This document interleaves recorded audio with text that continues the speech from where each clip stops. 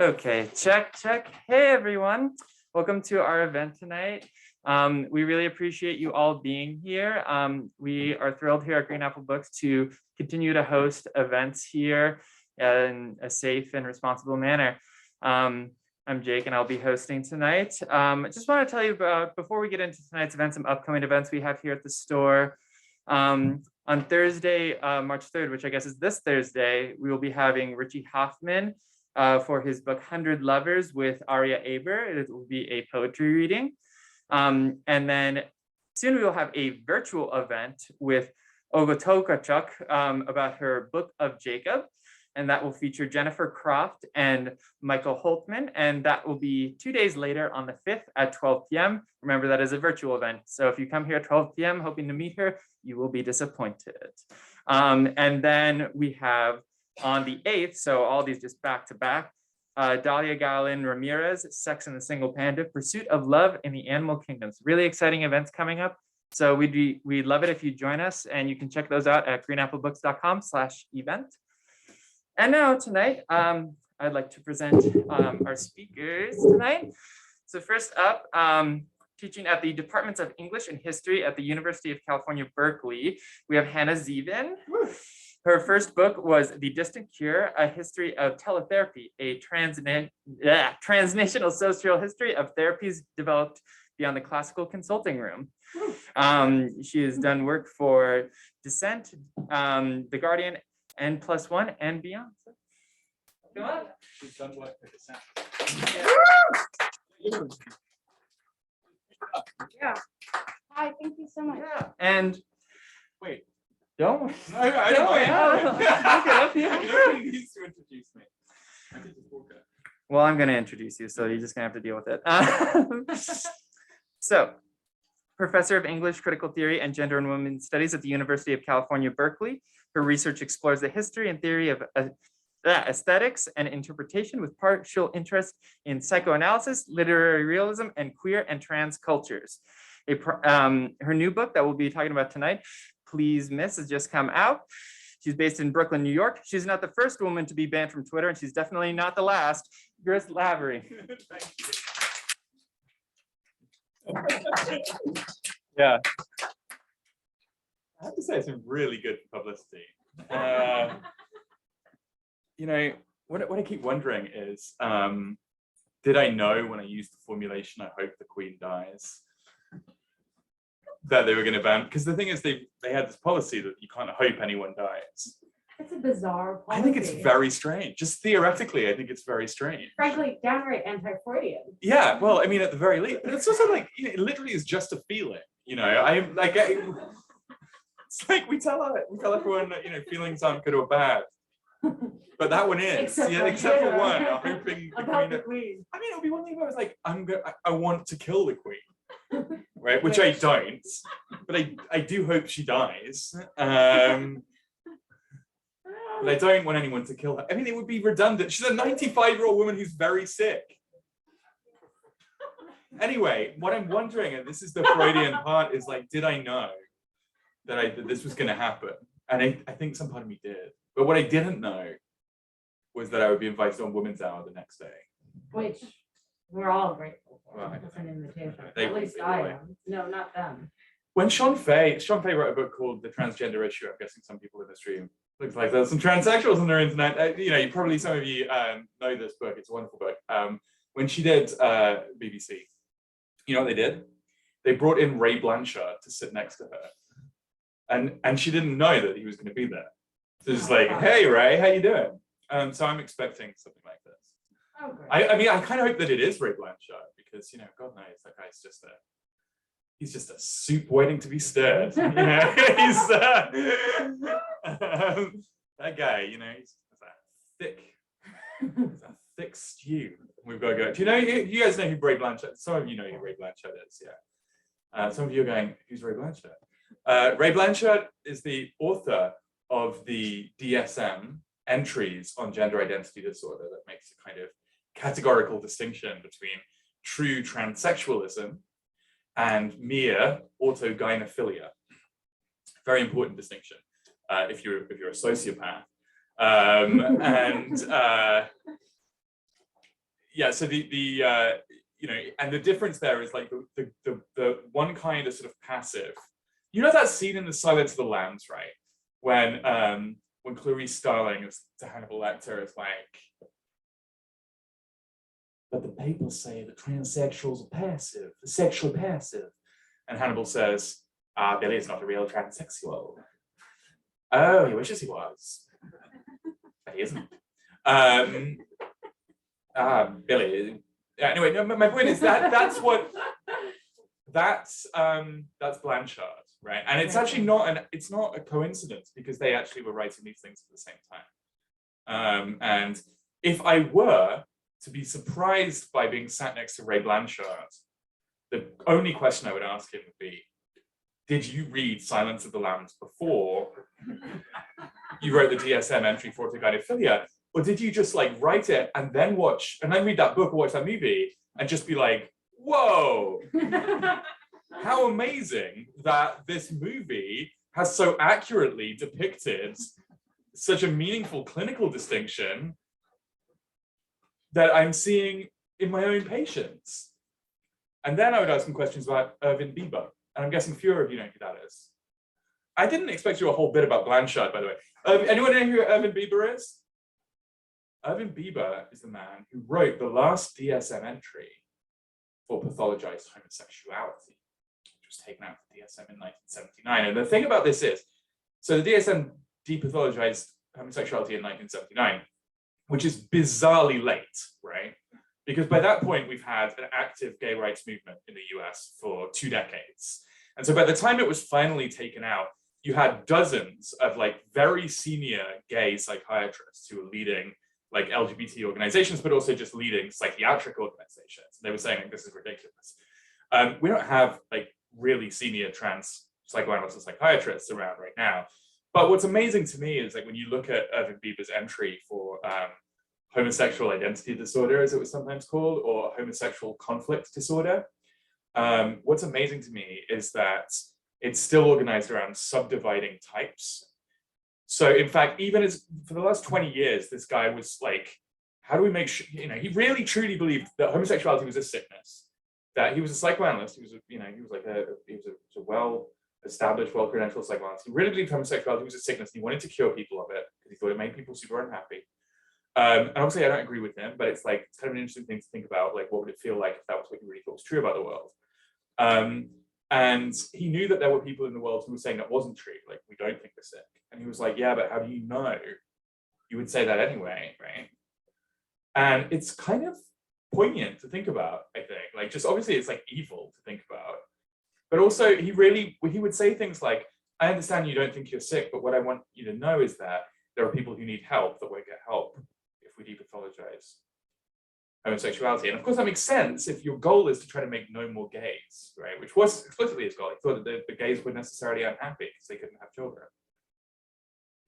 Anyway, if this all sounds familiar, it's because it's identical to what's happening right now with trans people in the US. And it's kind of interesting. And that's what I would say to Ray Blanchard. But hey, Hannah. Hey, Grace. I love you so much. You too. Thank you for doing this. And thank you for bringing all of the old history into the current history being made. Would you like to read for us? I will read, yeah. So that we can also celebrate, Thank you. as life is yet to come, Grace's beautiful book, Please Miss, just out from Seal Press. Thank you. Yeah, I will. I'm going to read a bit that's about school, because the thing is, one thing, I'm doing a lot of events right now, which is kind of amazing, but it's also like you become really bored of your own book and you have to switch it up. And that means you have to like think about so I teach at UC Berkeley, which means that this place is associated with work. First time I entered this room was because my husband was giving a talk. I met Melissa Phoebos right there. She officiated our wedding, you know, this is a whole thing. But this is a space that's really important to me and really storied for me. So I'm going to read about another space that's really important to me along similar lines. Those of you who haven't read the book yet, or I say yet optimistically, those of you that haven't read the book, many of you won't, and that's just fine, you know, you just live your fucking lives, right? We don't need that from each other. That's not what we need from each other. What we need is solidarity. What we need is like a willingness to fight for each other, even if we don't read each other's books. But I did write a book. I'm quite proud of it. I think you might like it. This part of the book is it's a dream sequence. There are sort of 3 dream sequences. Usually they take place after I've described having sex with my husband, and this one is like that. So this one is called Post-Coital Fantasia upon a Distant Prospect of Charles Xavier's School for Transsexual Youngsters. Oh, ancient spiders crept round the carapace of Saint-Sulpice, now placed in a bountiful English meadow with daisies and cut grass. Yet now and in this place I am walking with Susan Stryker around the distant grounds of school, while she mumbles stoned oaths that communicate she is underwhelmed. And I am embarrassed. I am embarrassed of the spring in my breast that calls partly to the life and creatures of the meadow, the spiders and their flies, and partly out of my recognizing, my perceiving, my knowing. What I know is that nothing I can do can peel me from the grey pebbles, although latex plastered with adhesive faster than superglue might pull off dust and webs and dead creatures and bits of skin. And then such a rubber cocoon of death and time might be displayed at the Ruskin School of Fine Arts just the way down the high, and all notwithstanding that through the stones, though now blasted clean of debris, still contain me and the ghost of me and all that I have been. And Susan Stryker says, huh, at my floral prose. And I lead her up the winding path that parts the meadow and bends towards the left, over stiles and old fences, both broken and intact. And not just spiders, but also little field mice and their kin, each snaffling a little strawberry and gnaw, gnaw, gnaw. And a tawny owl passes overhead, it being dusk now, and says, "Good even, Grace, I hail you, Grace, for Grace is your name, and that is who you have become." I thank the gentle tawny owl for his kindness and follow the bend around. The mud thickens into gravel, grows larger, turns to cobbling. Now we are in a small street in the town, and an old street lamp above the head pops it freshly into life. Cool, says Susan, appreciating the timing, as did I. We walk over to the Ruskin for the opening. We are searching for an ancient thing, and we hope we shall find it at a drinks reception. And here is Brian Catling, holding in his hand a schooner of port with such reckless abandon that it slops over into the eyes and collars of his listeners and over onto the rugs of the ground with each flourish of his body. Brian Catling reminds us how far we have come. 20 years ago, he said none of this existed, or rather, all of this existed, but none of it had yet been formed. Thus, the mystery of latency. Thus, the circles of time that allow us to feast, and so we do.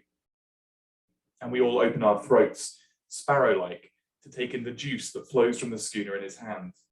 And Susan Stryker is like, whatever. And again, I have to hide how moved I am and wish that I were as cynical as others think me. 20 years ago, we were just beginning to pick up cell phones. 20 years ago, we used to take phone decompression breaks towards the end of our meetings to give everyone a chance to make sure that their phones were okay. Nowadays, we just check our phones more or less consistently throughout the day. Yeah, buddy, that's some boomer shit right there. I'm outie. I walk Susan Stryker to the ancient library of transsexual culture to fulfill my duty as a guide. I can tell that this has pricked her attention. I show her the medieval Book of the Glands, usually kept under glass, but open here for her hands to touch and nose to smell. She nods merrily. The wood, already a dark cherry, has become almost black on its edges, venerable and aged. For centuries, young, wealthy transsexuals have clustered here, under the watchful eye of their patron, memorialized in oil high above the far wall. Rendered in the cap and gown of the scholar, an ebon pillar of tradition seemed he, morbid pallor, tight, effeminate lips. I turn around at the sound of a drawer opening. Susan Stryker has discovered a cache of papers, transition registrations filed during the strange phase of British history, the 1930s, when young transsexuals were tailed by British governmental agencies and groomed as spies. And the golden age of spies followed, each molded and castrated and shaped under this very apse, between these very buttresses, atop even this stone that curves beneath our feet. Susan Stryker fingers the papers of some of the Academy's most distinguished old boys and girls, Rosa Klebb, Bill Hayden, Miss Froy. Susan Stryker whistles in easy delight.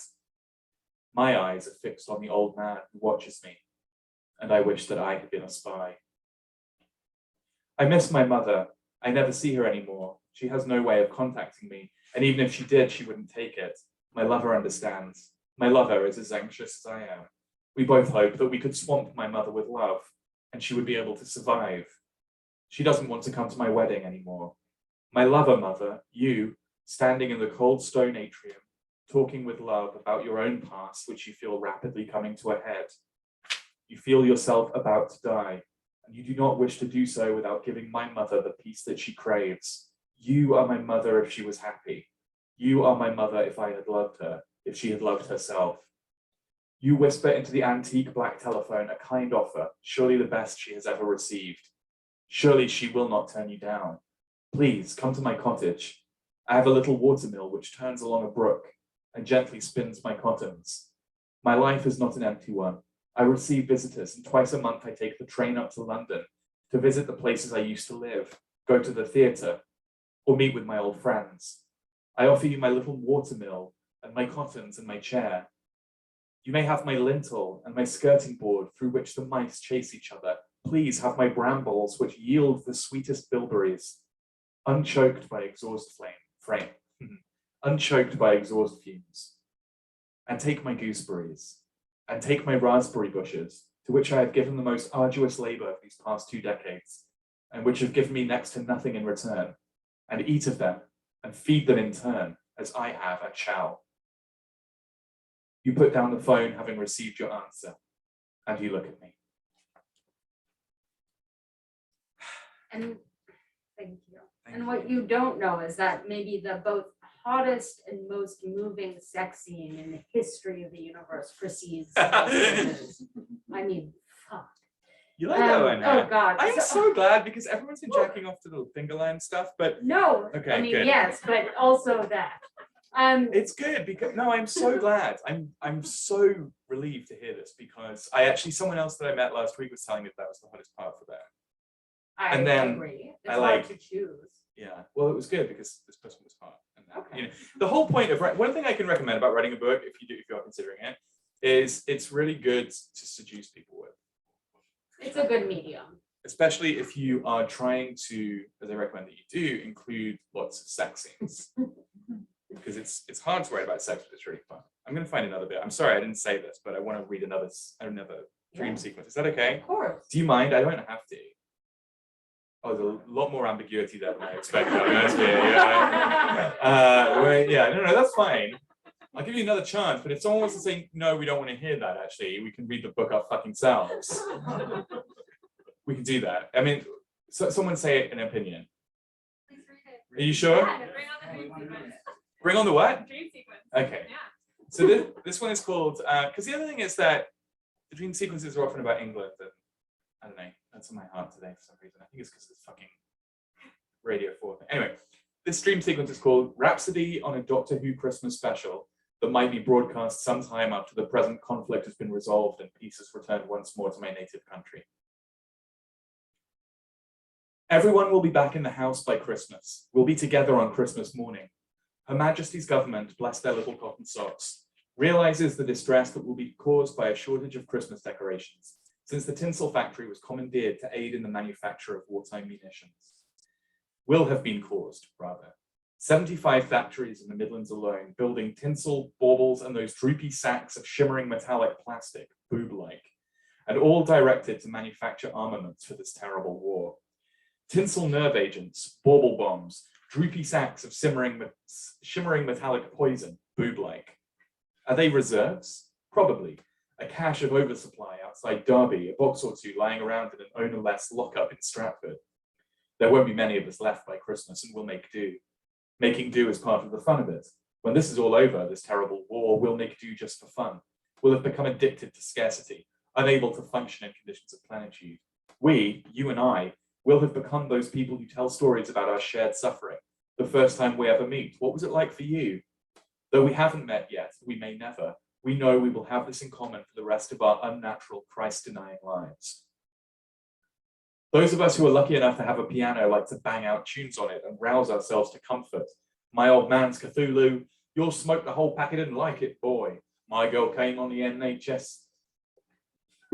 The pianos are out of tune, but we rattle them and bounce our bodies against them. We lob the toddlers at them. That usually does the trick, and it teaches them something about this world of hard knocks.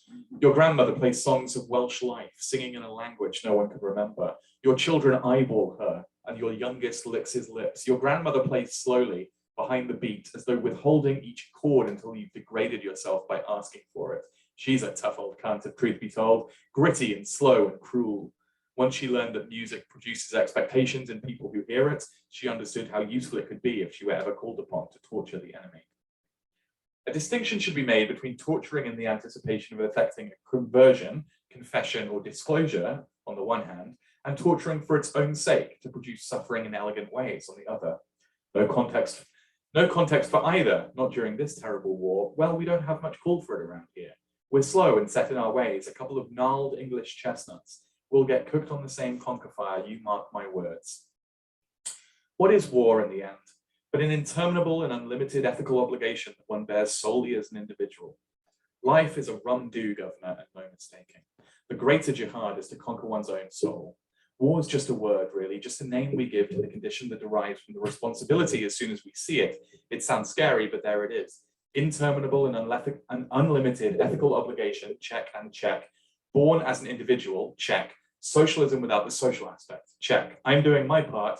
We all love chipping in to make Easter shawls to send to our boys. Boys love shawls, especially those made by girls, or rather by exactly one girl per shawl, one shawl per boy.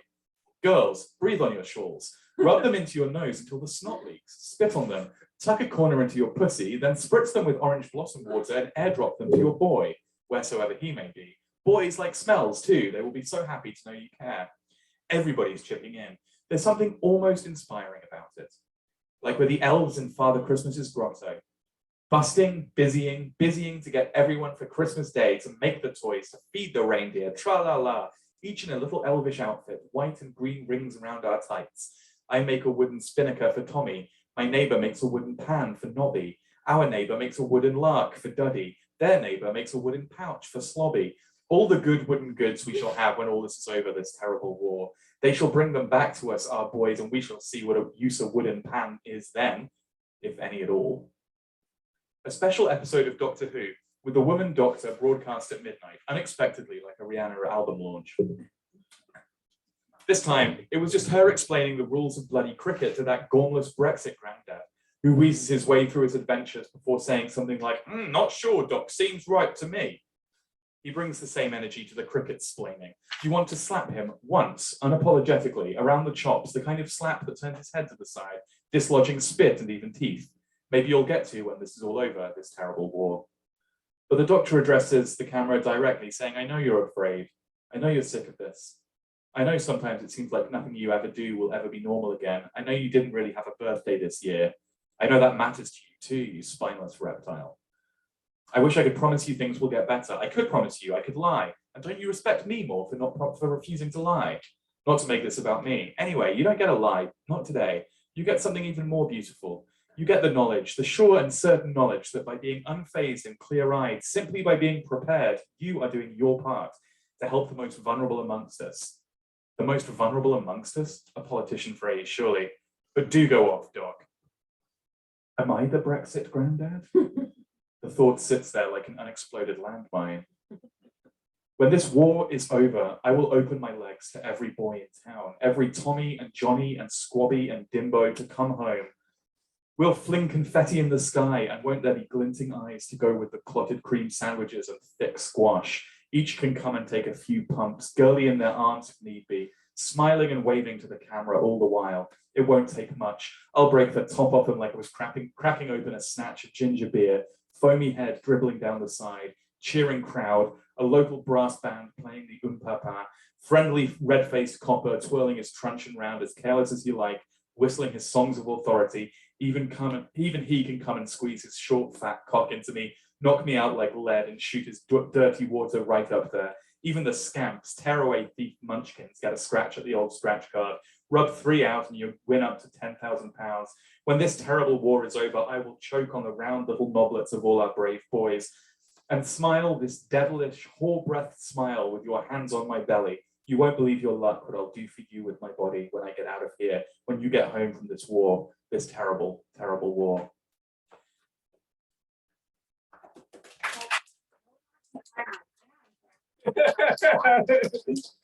The terrible trick of this, of course, is that I, in some way, have to follow you, which is not that fun, but delightful also. So, Grace, thank you so much for the honor of appearing here at Green Apple, just across the bay from where we are other kinds of colleagues, and to speak with you about the triumph of your book. Unfortunately, in a sense, but also fortunately, the book is so new. And as Grace said, you may not yet have purchased and read the book. So I thought it might be nice to just say a little bit about it, but not about its plot, which in some ways would be beside the point, and also I hate spoilers. But and I think of them as kind of evil, but to talk at a kind of high level about what's just so generative for thought about this book. And one way that this book sort of changes everything, this book is a kind of Virginia Woolf eat your heart out book, is that for about a century, whether the instrument of creation, so the point ball pen or the typewriter, or delivery, whether that's newspaper or Twitter, your former kingdom, or little lit mag or newsletter, media have been always attended by a kind of panic when it comes to the literary. Ostensibly, they're always doing the same thing, which is helping those who don't have much to say it to the widest possible audience, or else say it to the right audience, which is the most exclusive audience. It can be small, but quite mighty. And we call this a moral panic for good reason. It's a misplaced critique, one that covers over bigger concerns about labor, which Grace is very keen to pay attention to, democratization of education, which is a theme of this book and also the next, which has in turn yielded new structural inequalities for trying to access education. Like we can just say debt and let that stand as the total marker as well as the metonym. Yet collapsing a problem of criticism and its medium persists. And as Woolf would have had it over a century ago, it's produced the quote unquote decay of the essay, precisely because everyone has something to say and it's always about themselves. And this is a tragedy, according to Virginia Woolf, who otherwise I like just fine, but not here. So while many have updated that notorious essay, many, adjusting for its new media ecologies, so to speak. So now it's about Substack instead of the proliferation of newspaper and Litmag in her moment. They retain the same argument, which is to say that in parallel to auto writings, there has only grown a market share and cachet while requiring authors to make their work about work, whether or not it's fascinating, and also to manage their own work and reputation, seemingly around the clock. And in order to diversify who should be given a space to interrogate themselves, which has been a problem since Rousseau, and to capture an ever more stratified and niche set of markets, auto writings like Grace's, but also not, as we'll see in a second, have been broken into ever further subsets, which we might all well be acquainted with, whether that's auto theory, sick lit, quit lit, recovery lit, and more recently, the transition narrative. So Please Miss, which I highly suggest you go pick up at the back of the store, plug for the book. On the face of it, might be a hybrid of all of these categories. It's perhaps a transition narrative in that it opens with Grace trying to get a handle on what she will call her penis problem throughout the book. It also might be a book. Sorry? Handle, Handle, get a yes. handle. I just want to make sure everyone's picking on it. Handle. Sorry, I'm supposed to be eating the mic more, Yeah. but it intimidates me. But I will do it. It also might be a book about recovering and recovery, and from drug addiction and alcoholism while working in and as and around being a professor. But Please Miss has almost nothing in common with the most famous of these examples in these genres. It has nothing to do with Leslie Jamison's The Recovering, which maybe you have picked up and read, or it doesn't fall quite neatly into the lineage of Gender Outlaw or Trans, a memoir. Please Miss doesn't reproduce the campus novel. It has some things in common with adjunct lit, and that Grace is a phenomenal ally, And it has its solidarities, of course, but really this so-called memoir is anti. It's articulated through a chaotic series of fantasies. You just heard one of them, right? Actual dreams. And by actual, I don't mean real. That spur us onto a new set of what? Many things. Trans identities, kinships, encounters with the real, and encounters with the self. But it also is a memoir deeply about media and mediation as such. How we experience what we do, how we become who we are, and how we choose to write, disseminate, and platform in the age of an always-on self. You provide, Grace, a radical rejoinder to Wolf and a century of moral panic about just about everything. Gender, fucking, drugs, media, academia, the literary, love, and family, chosen and bio.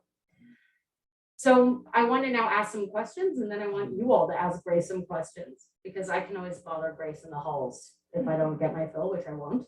And I want to ask you the most inane, and to me this would be the most infuriating question, which is, what made you do it? And then how did you do it? How did you make us and yourself please miss? You and Danny have a conversation quite early in the book about how this came about and method, where you debate, and I won't quote it here, just go read the book. It's so good. I've read it 3 times at 3 different stages, and it holds up. I want to read it a 4th time. But you debate, is this an anthropology? Is it a psychoanalysis, a self-analysis? Is it memoir? How did you construct this book? By what method? Yeah, thank you so much, Hannah. I'm very moved. Another extraordinary gift of writing is the experience of having people take care with one's words and one's work especially, and mostly when people do that, it is not as edifying as that was, and moving. So thank you.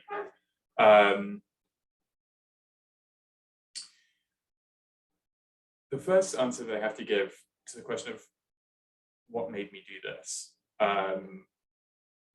will be annoying, because it actually necessitates my saying something unlovable about my relationship to my work. I got tenure in late 2018, right? I had the vote in September 2018. And that was a moment where a few things happened. My colleagues read my work and said it was good enough to warrant my being listened to in perpetuity. Right? Oh, yeah. The purpose of tenure is to protect you from, not from criticism, but to protect you from deplatforming. Because you earn supposedly the platform. It's bullshit, but this is the idea, right? What happens really when you get tenure? And this is why it's unlovely, because most people don't get the opportunity to get tenure. I'm very aware of that. But for that privileged minority, of which I'm a member, that do get that opportunity,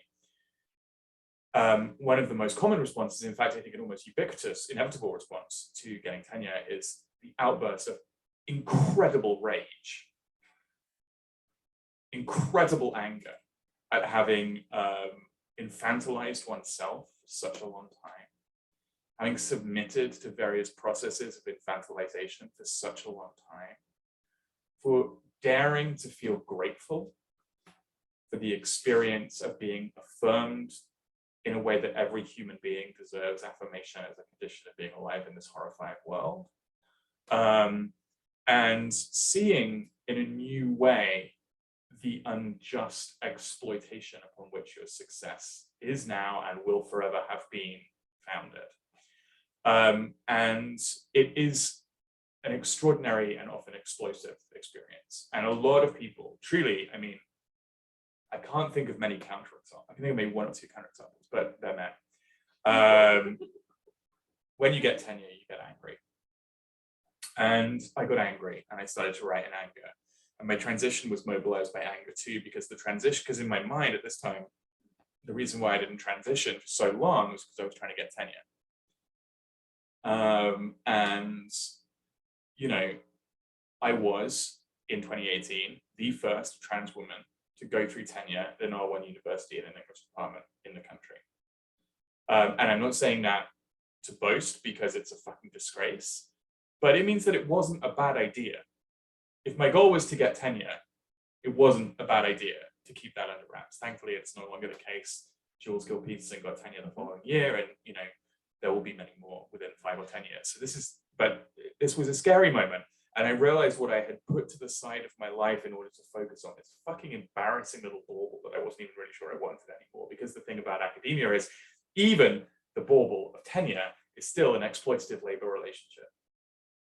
And so the fantasy that you'll have totally unalienated labor in the hereafter, if you continue to sort of nourish yourself on this disgusting fantasy of exploitation, it's bullshit anyway, right? Because when you get tenure, what you really realize is like, okay, now I'm safe. What the fuck am I going to do with my safety? And what I found was that this book was what I wanted to write with my safety, and it became rage, and then it became a desire to fuck with the kind of legal and political boundaries of my own existence. So one thing that, I think marks this book as different from most books that people write after tenure, and there are a few things that make it a little different. Yes, great. And I don't want to overstate that either. There's like a detailed reading of like Jude the Obscure and whatever, and there's a lecture about Salome, and like it's Great readings of Adorno. Thank you. Yeah, Phenomenal.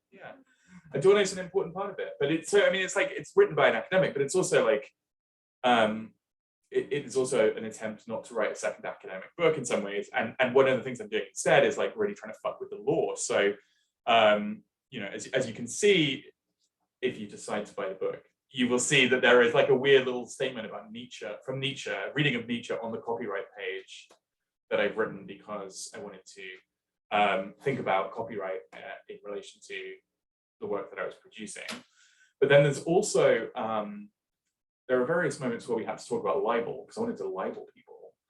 And I didn't want to actually libel people, but I wanted to like get in the fucking, I wanted to say like shit about Ray Blanchard. I wanted to actually confront the individuals who are profiting off the reproduction of misery and repression and psychic harm in, the medical establishment, in the university, in the political industrial complex, everywhere. I wanted to like name and shame individuals. And like when I got tenure, my colleague Rachel Abloy, who teaches at SUNY Buffalo, said, "You got tenure, that means you got to get yourself arrested." And I was like, okay, well, fine, let's do that. So the book is like constantly trying to run afoul of the law as well. And I think that one of the things that I'm trying to do in this book is really process the rage of a transition that has been put in abatement for the purpose of getting tenure, but is no longer in abatement, and how to process that under the sign of sobriety, which requires me to have a totally processed and processable relation to my own grief. And so then to sort of shift gears to the question of method, how did I do it? I think that the answer to that was, I started to think in terms of genre, which of course is something that academics love to talk and think about all the time anyway. And so it was kind of easy, and I was reading a lot of Laurent Ballant, and I still do. I still care a lot about Laurent Ballant. And I love what Laurent Ballant has to say about genre as a set of sentimental logics and protocols. But one of the things that I experienced way more dramatically than I expected in transition was that I moved from one genre into another genre. And it didn't feel like I was changing, it felt like the genre was changing. So, like I started to focus on movies where you can feel a genre shift halfway through. There aren't many, but there are some, right? So if you watch Get Out, what you will notice if you take, Get Out's a fabulous movie. The first two acts of this movie are a kind of thriller horror, and the final act is a horror comedy.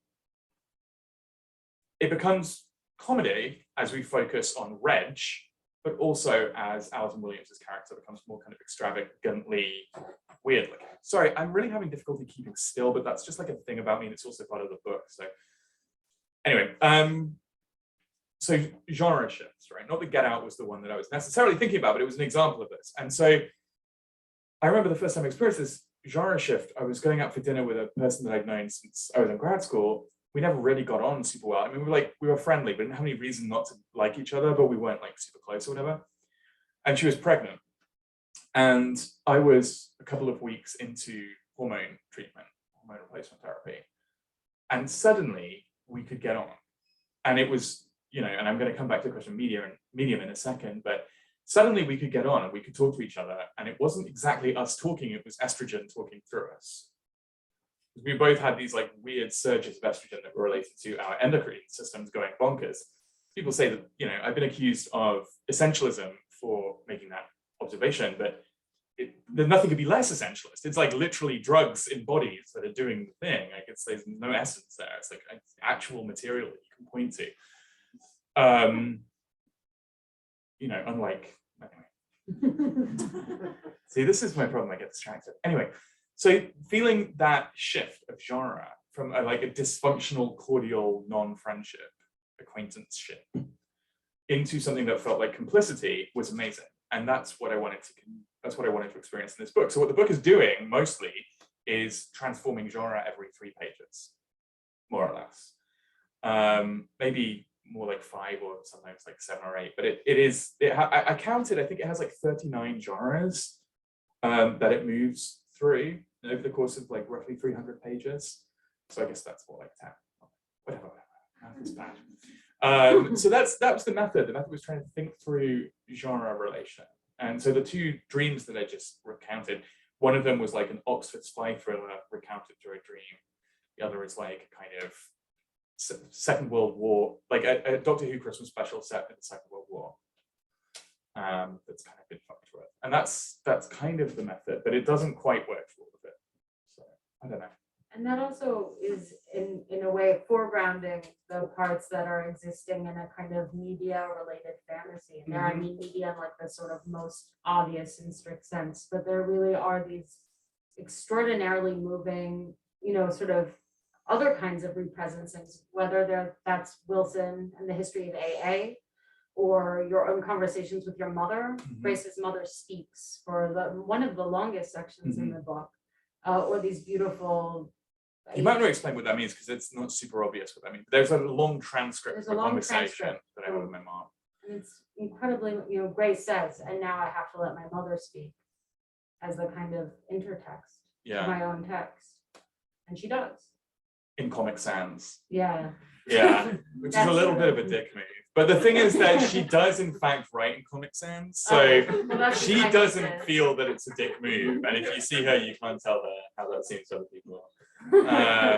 Small revenge. I know, yeah. But at the same time, it's like, you know, that's who she is, actually, is, you know, and I'm aware so much that like I talk about some shit that I went through in my family, and at the same time I was basically fine, you know. Like I think over the course of especially like the final composition and editing of this book, I realized like the grievances I have against my mother, well, they're real, you know, there are real grievances. She did put a knife in my face and say, you know, I'm warning you, and like there were moments, but it's also very small. And it, you know, I think that I'm less interested in trying to litigate those grievances than I was at the start. I'm much more interested in the question of like, what does it mean to live in the presence of someone who simply will not agree with you about the facts of a thing that has happened?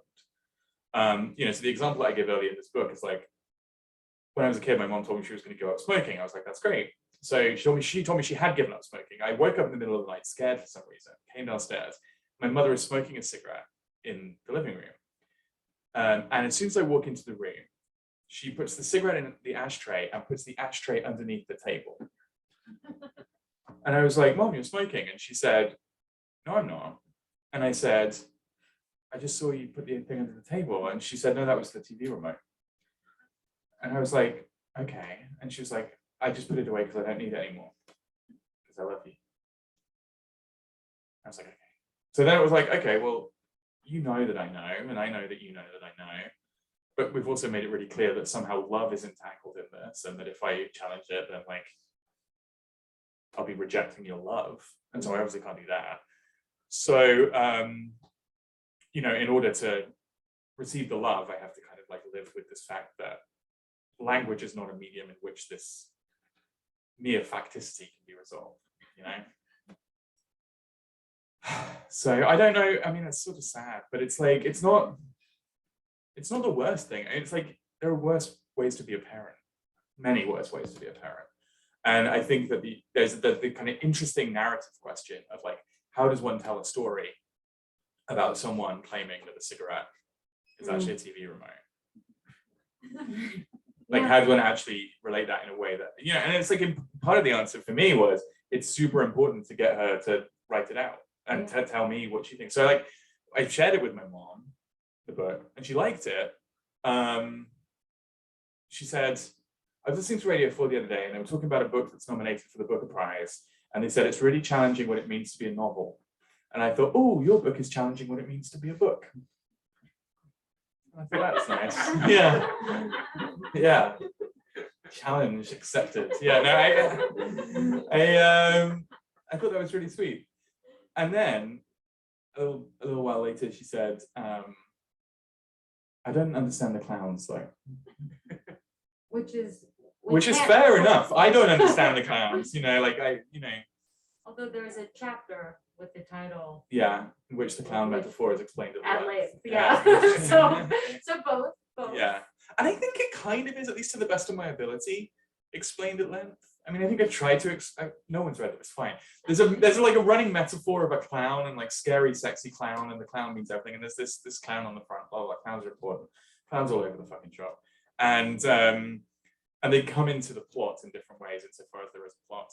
And some of them seem to be real clowns, and some of them seem to be fake clowns, and some of them seem to be the insane clown posse. And you know, it's unclear who these clowns are. But anyway, clowns are like the governing metaphor of the book because I'm terrified of not being taken seriously. That's why, I think. But anyway, I don't really understand the full scope of the clown thing. But I did what I did. And there's Like time yet. There's time yet. It's like the end of that movie, A Touch of Evil. Has anyone seen that? I mean, I went to see. You've seen it? Do you remember the last line? Marlene Dietrich. He was a man. What does it matter what you say about him? Yeah. Yeah. Anyway. Well, I'm going to give our audience a chance. Does anyone, I mean, I could go on. So if you don't, it's fine. I'll just go back to what I was doing. But does anyone have questions for Grace? What questions do we have for Grace? And including on Zoom. Turn the camera around. They Wait, have what? mine? Wait, what was the question? And what? And who had it? That's sinister. Rusty! Hey, Rusty! Rusty's a student I work with in Riverside. Oh, wonderful. They were sick. Hey, Rusty, I hope you're feeling better. They asked, why did you write it? What was your process for writing it? Yeah, no, Okay. totally. Fair enough. Yeah. Close. Wait, was that? Okay. Hey, Rusty. Cool. Was that the only question? Great. Why did you write this book? Great question. Secondary revision. Why bother? Yeah. I just. No. No, I know. What else we got? Anyone have a non-methodological question in the audience? Who the fuck do you think you are? That'd be another good one. Yeah. Coming in here. Well, I mean, I have a question, Mm-hmm. which goes because I see that already. I will grab the mic. Time is already running short, which is devastating. This went by way too quickly. Grace and I need at least another hour. But okay, so we have the first book, Quaint Exquisite, which if you also could please be ordering that book to your library and reading that book is gorgeous. Then we have Please Miss. What's next? Cool. Funny you should ask. Because what you know, but nobody else does. I know. Yeah. So I've been writing a novel for the last year or so that Hannah's been one of the most consistent and enthusiastic and helpful readers of it along the way. But it's a sequel to this book. It's a memoir of my education set in the 5 places that I have been educated and educated. My high school, King Edward School, Birmingham, Oxford University, Sussex University, University of Pennsylvania and Philadelphia, and UC Berkeley. Did you see the bit I wrote about Berkeley, by the way? Did I just send you? Yeah. Okay, good, yeah. We'll talk later.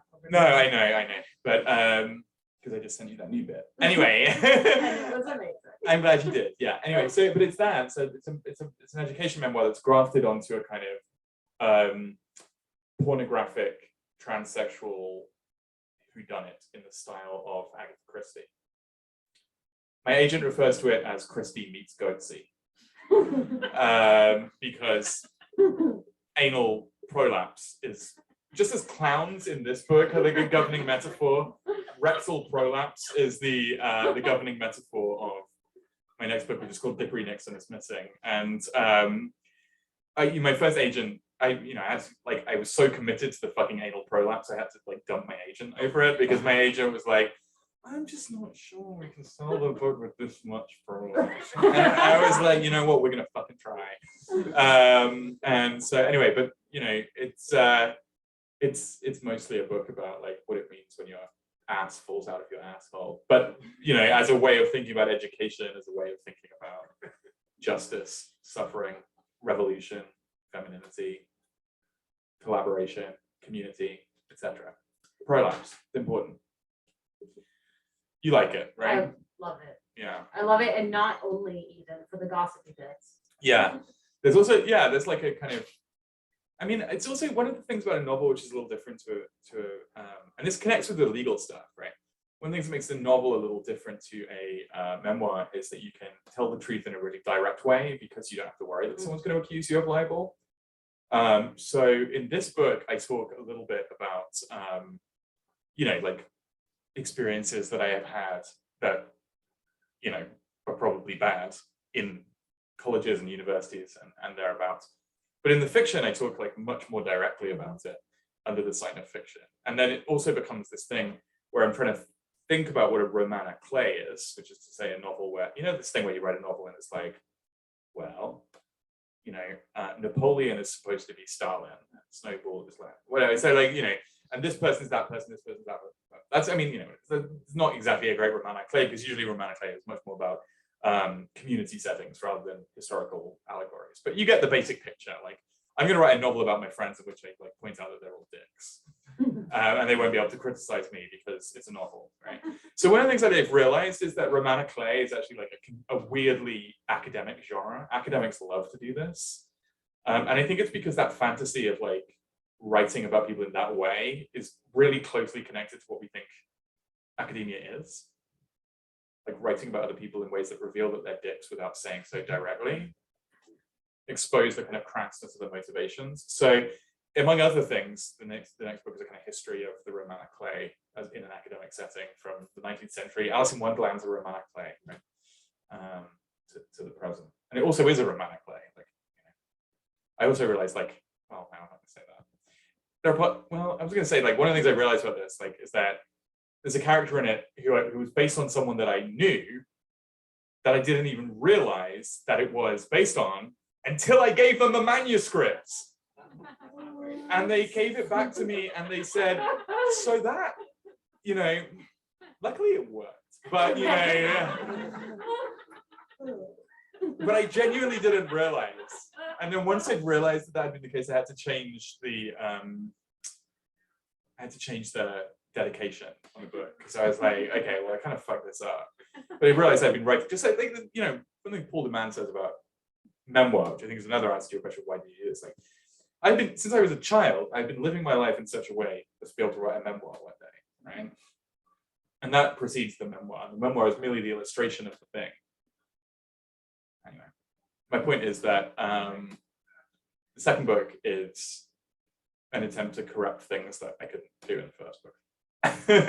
And also, obviously, to find new people to seduce, which, you know, has worked in some cases. Absolutely. Thank you. Thank you. Grace, any final words? It's just hit 8 o'clock. No, I'm gonna leave it there. Well, here's a question. I'm gonna ask it for you as a question because it's a gimmick, right? But I don't know if it's a gimmick that's good or bad. So if you think this sounds lame, just like tell me not to. But when I did this event in Los Angeles on Friday, I just started singing a song at the end, and I don't know. I felt like it was kind of cool. I just like sang a little song, you know. Andrea, do you want me to sing a song? Yeah. I'll sing what I sang the other night. I don't know why I'm frightened. I know my way around here. The cardboard trees, the painted scenes, the sound here. There's a world to rediscover, but I'm not in any hurry, and I need a moment. The whispered conversations in overcrowded hallways,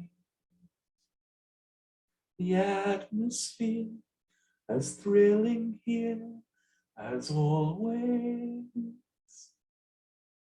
Feel the early morning madness, feel the magic in the making. Yes, everything's as if we never said goodbye. I'll leave it there.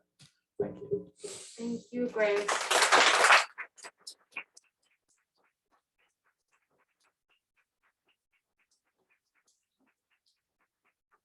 So thank you, Grace. Thank you, Green Apple. And really, this book is phenomenal. So please do pick it up and enjoy it and learn from it. I know I have every time I've read it. Thank you again. Thank you so much, and thank you all for coming on a Monday into.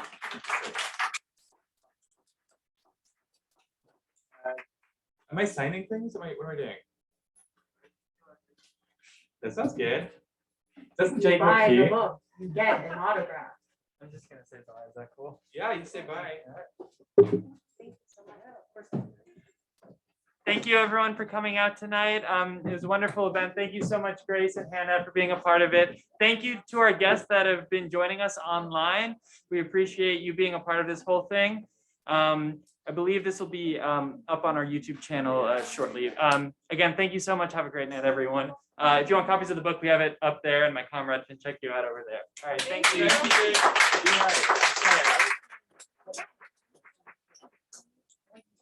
You, and you got literally a decade worth of work in 1 year.